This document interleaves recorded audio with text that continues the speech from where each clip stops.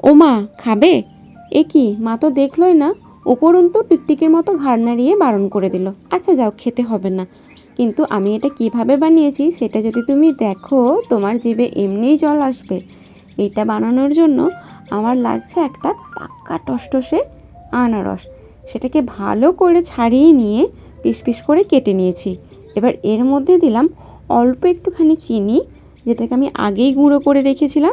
তার সঙ্গে দিলাম পরিমাণ মতো নুন এবং স্বাদ অনুযায়ী ঝাল।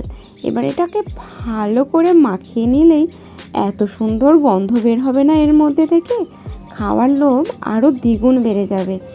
এভাবে আনারস মাখা খেতে কার কার ভালো লাগে? মা বলল, লঙ্কা গুঁড়ো দিয়েছিস কেন? শুধু নুন আর লবণ দিয়েই তো মাখতে পারতিস। কিন্তু তার আগে আমি আনারসটা টেস্ট করে দেখেছি, যা মারাত্মক টক রে বাবা। একটুখানি নুন লঙ্কা দিয়ে না মাখলে এর স্বাদ যে আসবে না।